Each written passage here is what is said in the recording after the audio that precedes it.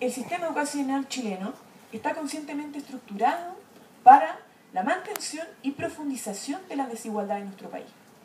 Y en un país tan desigual como Chile, donde el 5% más rico de la población tiene un ingreso autónomo per cápita de 830 veces más que el 5% más pobre, es una situación aberrante. Nadie podría no indignarse viendo que la educación estaba pensada para mantener estas desigualdades. Teniendo colegios municipales debilitados, donde solamente pueden ir los estudiantes, los jóvenes, niños de familias más pobres, con una educación básica y media donde el sector medio estaba concentrado en el particular subvencionado, que son establecimientos que lucran con los recursos del Estado y los recursos de la familia a través del financiamiento compartido, y una educación particular pagada donde estaban educándose las familias de la élite. Estudiantes que sabían que después en la prueba de selección universitaria iban a tener altos puntos, porque el particular subvención, o sea, el particular pagado daba todo el proceso de aprendizaje, su malla curricular, en función de responder bien a las pruebas. Y tenía las condiciones y las capacidades, producto del capital también cultural, familiar, de poder responder bien. Y ellos tenían el futuro asegurado. Y en la educación superior, lo lamentable es que además la educación pública, por ejemplo, está hegemonizada también por el mercado. La educación pública no es gratuita. Y como tiene que autofinanciarse, no es gratuita, tiene que cobrar aranceles, pero también tiene que vender servicio privado, vender investigación a empresas privadas. Entonces está cooptada también, en muchos casos, por los intereses de grandes empresas. Y muchas carreras que no son rentables en el mercado terminan deteriorándose o cerrándose. No así, por ejemplo, ingeniería comercial, que antes era economía, ahora pasó a ser ingeniería comercial en una universidad pública. O la ingeniería en general. Y además tenemos la situación de que a partir de esta apertura del mundo privado, la segmentación también se reproduce en la educación superior. Y tenemos universidades privadas, donde se forman los futuros cuadros directivos de grandes empresas, universidades privadas que son universidades de masa, que el único objetivo es generar un negocio, rentabilidad, entonces abren plazas de matrícula sin ningún tipo de regulación, son de pésima calidad, se forma la mano de obra barata o mano de obra cualificada, y en las instituciones públicas que están siendo también altamente elitizadas y que no están cumpliendo con un objetivo público. Ante esa situación, nosotros dijimos, bueno, hay que contraponer este paradigma de mercado en la educación que ha generado una profunda crisis, ya porque de alguna otra forma fracasó este modelo, no consiguió lo que prometía. Tenemos que anteponer ese paradigma a otro paradigma, que es ver a la educación no solamente como un derecho universal, donde todos tenemos que tener garantizado el acceso, mantención y egreso a este sistema educacional de manera gratuita para que nos encontremos en nuestra diversidad, sino que también la educación tiene que ser concebida como un bien público, o sea, como es una inversión social. Esto no genera simplemente rentabilidad privada, como tienden a mostrarnos los neoliberales que dicen, no, la educación es una inversión individual, es un bien privado. Y como es un bien privado me va a generar rentabilidad futura y por eso yo tengo que pagar. No, principalmente la educación es una inversión social.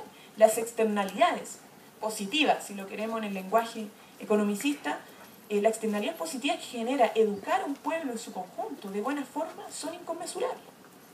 Se beneficia a toda la sociedad, no solamente el que entra a estudiar.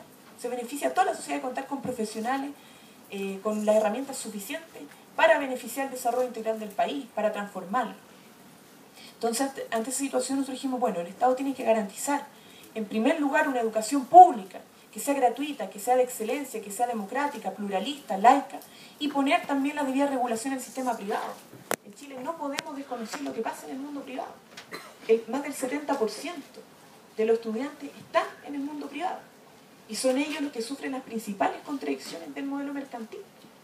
Son a ellos los que se les estafa, los que se ven vulnerados en sus derechos, los que no les permiten la libertad de asociación, de organización. Son a ellos los que al final del día se les está robando de sus bolsillos para lucrar a través de empresas sociales inmobiliarias con el sueño de miles de familias. Entonces, ante esta situación, el Estado también tenía que hacerse responsable de poner regulaciones en el sistema privado, de terminar con el lucro, de garantizar la democracia interna, de garantizar la calidad, de no permitir que se le engañara a través del marketing y la publicidad engañosa a los estudiantes en el momento de ingresar. ¿Y esto para qué? Bueno, nosotros comprendemos que hay que reformar de manera estructural el conjunto del sistema educacional chileno, desde lo más básico hasta los niveles superiores, en todas las regiones del país. ¿Por qué? Porque entendemos que si no hacemos esa reforma, la educación, como parte de la superestructura social de un determinado país, no va a permitir generar transformaciones, sino que va a mantener la lógica de reproducción del orden social. Y eso hay que revertirlo. En Chile la educación históricamente ha jugado un rol de mantención y reproducción de los órdenes sociales, de las clases dominantes.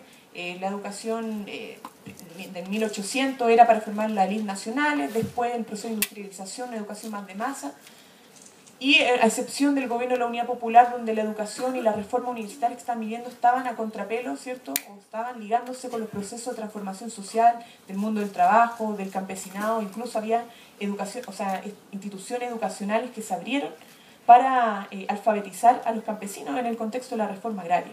Entonces, a excepción de ese lapsus histórico en nuestro país, en general la educación como parte de la superestructura social ha sido funcional a la reproducción de determinados órdenes sociales, a la reproducción de la élite y los aparatos de control y dominación.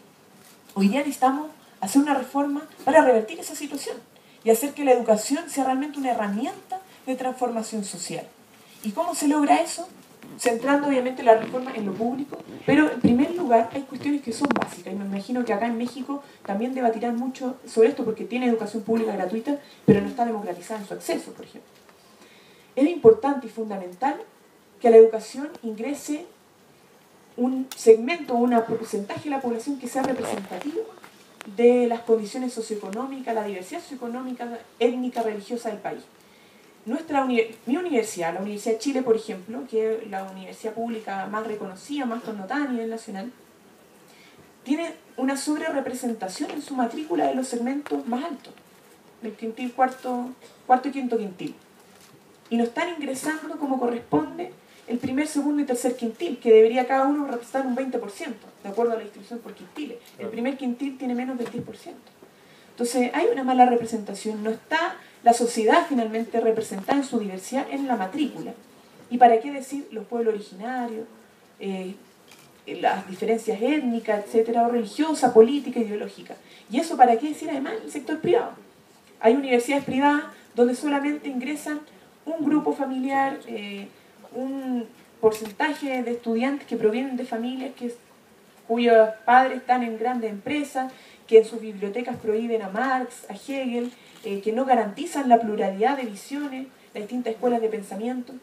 Entonces ahí tenemos un grave problema y hay que combatirlo, democratizando el acceso, pero también garantizando que exista pluralismo en esas instituciones, que exista la libertad de cátedra, que existan finalmente todas las áreas del pensamiento encontrándose en un mismo espacio y debatiendo para ver, bueno, cuál es el mejor camino para conducir a transformaciones en los distintos países.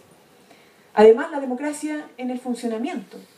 Nosotros no concebimos que un Estado vaya a garantizar la permanencia o profundización de su democracia si financia instituciones que son antidemocráticas, que no permiten la formación cívica, la formación de ciudadanos conscientes, con pensamiento crítico, que participen en la toma de decisiones, que digan, bueno, esta es mi opinión y yo me hago cargo de esta decisión y me hago responsable de llevarla a cabo, de asumir sus aciertos y sus errores. Finalmente, la educación tiene que ser la antesala a la democracia. No podemos formar estudiantes si es que no les permitimos, o sea, y ciudadanos si es que no les permitimos organizarse en sus centros estudiantes, contar con federaciones, participar de los cuerpos colegiados, participar de los gobiernos universitarios y decir, bueno, en comunidad universitaria nosotros decimos, este es nuestro proyecto de desarrollo institucional porque así pensamos el país y así queremos transformarlo. Y por otro lado, la democratización en la generación de conocimiento. El conocimiento no lo tiene por qué elaborar solamente los académicos. El conocimiento se puede elaborar de manera holística, de manera interdisciplinaria, con estudiantes, incluso con los trabajadores. Muchos funcionarios en las universidades llevan décadas trabajando ahí. Saben muy bien cómo funcionan las universidades. ¿Por qué no pueden aportar en los procesos de construcción de universidad, en los procesos de investigación, conjunto con lo académico? Y obviamente la democratización o socialización de ese conocimiento. No nos sirve generar entre todos conocimiento si se va a estar encasillado o encerrado en una biblioteca, sin ningún uso. Porque el conocimiento, cuyo principal objetivo también es la búsqueda de la verdad, pero el conocimiento tiene que estar a disposición de las necesidades del mundo social. ¿Por qué sucede que en una universidad pública se genera investigación para responder, para validar, por ejemplo, la instalación de una hidroeléctrica que ha concitado el gran rechazo del mundo social en Chile, Hidroaicén, y se genera investigación para validarla? O de las semillas Monsanto, gran problema, gran revuelo que sucedió en Chile, la Universidad Católica financió un proyecto. Entonces, no puede ser. La investigación, el conocimiento tiene que estar a disposición de las necesidades del mundo social, de las necesidades de una mayoría. No tiene por qué responder únicamente a intereses corporativos, de empresa, intereses económicos, partidarios, incluso religiosos. Tiene que garantizar el respeto a la diversidad de intereses y por sobre todo el de las grandes mayorías. Entonces, en ese sentido, la demanda del movimiento estudiantil y posteriormente social en Chile pasa a adquirir una cuestión muy de fondo y muy estructural que no es digerible de manera tan fácil la actual institucionalidad política en nuestro país. No iba a ser posible que, a pesar de grandes manifestaciones, 9 meses de movilización, 80% de respaldo a las demandas del mundo social, la institucionalidad política y nuestra constitución y los partidos y el carácter presidencialista también de nuestro sistema político respondiera tan fácilmente a una demanda tan estructural que apuntaba a disputar el carácter del Estado, el rol de nuestra sociedad, el rol del mercado y obviamente apuntar a una cuestión que es fundamental, que es erradicar el corazón del modelo neoliberal, que es el lucro. El lucro es la piedra angular de todo nuestro sistema. Se lucra con la educación, se lucra con la salud, se lucra con el sistema de pensiones, se lucra con nuestros recursos naturales, básicamente se lucra con nuestra vida. Y este modelo de desarrollo social, económico, educacional, no está hecho para la vida humana. Lo único que está hecho es para generar negocio y lucro, no está hecho para la vida. Entonces, de alguna forma, nosotros poniendo en cuestión eso, iba a alterar las bases estructurantes del modelo neoliberal. Y en eso no íbamos a tener una respuesta clara. Lo que tuvimos efectivamente fueron maquillajes, fueron proyectos de ley que tendían a decir, lo cambiamos todo, pero básicamente